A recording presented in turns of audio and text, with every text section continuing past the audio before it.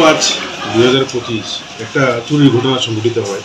এটা actually unity gastro and liver hospital আছে কদমতলা। এই হসপিটালের ভেতরে একটা প্রণামী বাক্স আছে। সেই প্রণামী বাক্সের মধ্যে 10 থেকে 12,000 টাকার প্রণামী ছিল। তো ওখান থেকে প্রণামী চুরি হয় এবং পরবর্তী সময়ে ওইটার উপর আমরা একটা কেস নিই। কেস নেওয়ার পর বিভিন্ন সিসি ক্যামেরা ফুটেজ এবং আমাদের নিজেদের সোর্স এবং সব কিছু মিলিয়ে আমরা এই চুরির ঘটনায় জড়িত যে ছিল রাহুল দত্ত, তাকে আমরা গ্রেপ্তার করতে সক্ষম হই।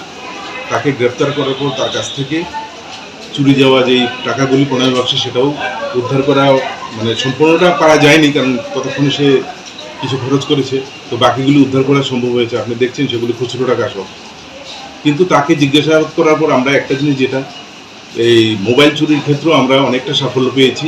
আগরতলা শহরে রিসেন্ট কিছু মোবাইল চুরি হচ্ছিল, সেই চুরির মোবাইলগুলিকে উদ্ধার করতে আমরা সক্ষম হয়েছি ওর কাছ থেকে। এখন ওকে আজকে আমরা কোর্টে পাঠাবো, পুলিশ রিমান্ডে আনা হবে এবং তার গ্যাং বা গ্রুপ আর কে আছে সেগুলিকেও আমরা বার করবো। তো আমরা দৃঢ় বিশ্বাস টোটাল গ্যাংটাকে আমরা খুব শীঘ্রই ধরতে পারি। টোটাল কতটা মোবাইল? এখন পর্যন্ত তো এখানে 10টা মোবাইল আছে, আর ক্যাশ টাকা 3,000 টাকা, ক্যাশ 3,000 টাকা ওর কাছে পাওয়া গেছে। ওর বাড়ি কোন জায়গায়?